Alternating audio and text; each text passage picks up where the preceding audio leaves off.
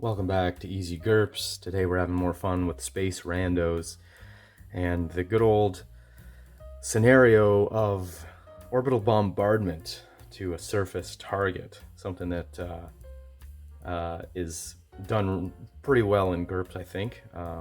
Made possible by GURPS anyways. None of my other systems that I regularly play can really pull this off with any kind of quote realism, semi-realism. Nothing else has mechanics for it much anyways. But here's a fun situation. We've got our good guys skulking around the trees here, looking at some bad guys holed up in a little cabin on the surface of a planet X somewhere. And they're going to call up to our orbiting... We've got our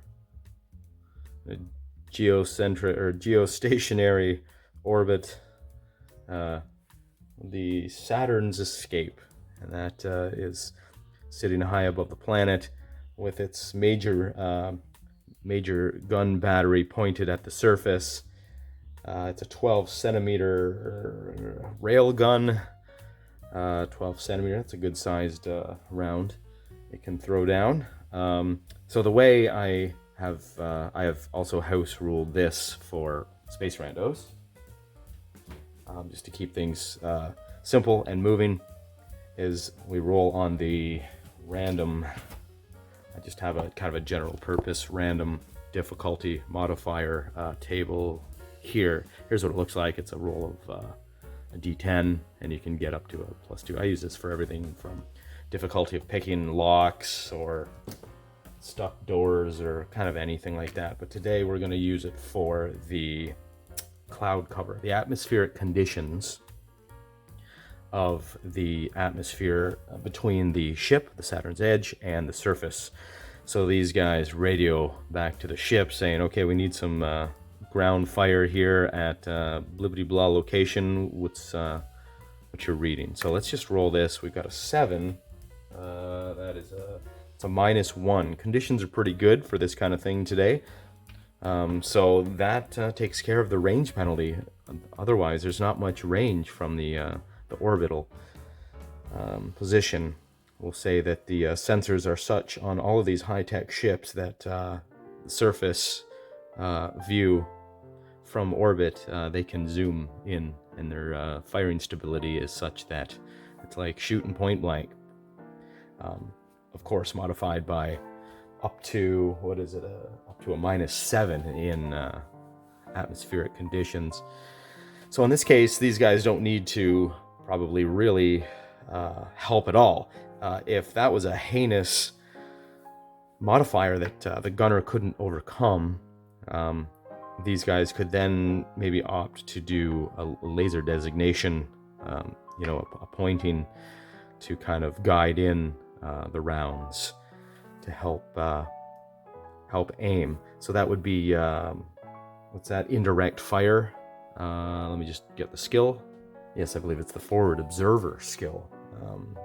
Would be rolled on by one of these guys to attempt to help the gunner roll from the ship. Now, there's different ways to go with that. I'd probably go by however much you make it by. You can apply that margin of success to as a modifier, as a bonus to the gunner on board the ship.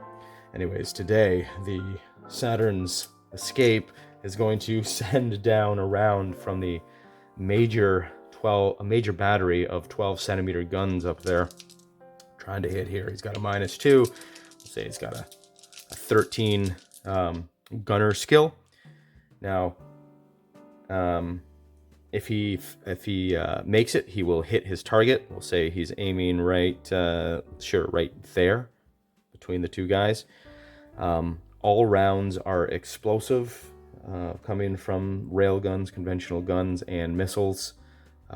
It doesn't expressly state that in the spaceships book at the back here, conventional warhead damage.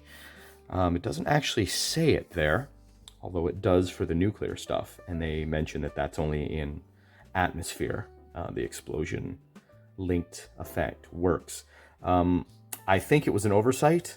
For whatever reason, I think all your railguns are shooting explosives probably at this tech level, but whatever, it's my game, and I'm gonna say they are all explosive when in atmosphere anyways. So the deca damage that's rolled for the hit, I'm gonna start doing the explosion damage rules by going out by radius, and the damage lessens as you leave the point of impact, of course. On a miss, we work on the if the margin of failure. For every point I fail the gunner check, the round lands in a random direction. The margin of error times the modifier to hit. So in this case, we're firing through, what was it, -1 cloud cover. So if I miss by 1, then we're going to be 1 hex off. Okay, if I miss by 5, it's going to be 5 hexes off. If that modifier, though, was -2, then we would double that. If I missed by 1, it would be 2 hexes off, and so on. Okay, here we go. Here comes the gunner skill. We have a 13 gunner skill. We have a -1 due to light cloud cover and atmospheric conditions, so we're needing a 12 or less. And we've got a 12. We hit a 12 right on. So that impact lands right there. Kaboom! For 66 times 3 damage, and that's deca damage. Oh, so it's going to be times 10. Yep. So this is kind of fun stuff. I really like this overkill stuff. How the system can still kind of handle this. There's a small chance these guys could live if they were in environmental body armor, which they might be if this is a hostile environment, planet, or something like that. Although it looks very lush and hospitable, I guess. So we'll say they're not necessarily fully armored. So we've got a 7 plus an 8, so 15 and 17 damage. 17 damage times 3, 61 damage to this hex here. 61, boom, 61 to there, and then we go out and we divide by 3, round down.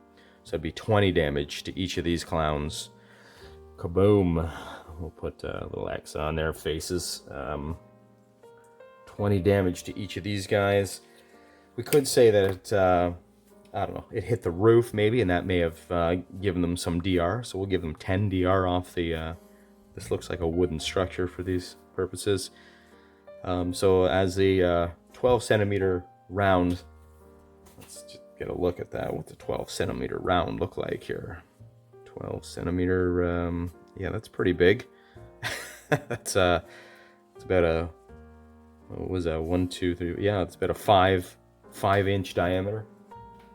5-inch diameter railgun round, explosive round, comes careening through the ceiling into the floor beside them, explodes. They're thrown probably a bit into the wall, through the wall a bit. Yeah, not to mention that's deca damage to these guys. So that was the 61 divided by 3 down to 20 to each guy, but that's times 10. So that's 200 damage. These guys are just eviscerated, along with probably most of that part of the building. They're not having a good day at this point. That gun, however, in spaceship turns, spaceship combat turns are 20 seconds. So that's going to be the only round probably that can be fired down during the combat of the people, the humans here, or whatever these guys are. That'll be 20 rounds of combat before that thing, before the 12 centimeter guns come back online with another fix. So that's kind of fun. I like that. I like how you can have the split level combat going on. Makes for some interesting dynamic combat scenarios where you've got, you know, some of your crew still on board up in orbit, and you send your away party, and you can kind of engage everybody still. You've got your gunner rolling his shooting, his gunning skill, albeit every 20 rounds. Not so fun, but that's another look at some of the fun we're gonna have with some space randos coming up, hopefully. So give it a try if you're interested, and roll on.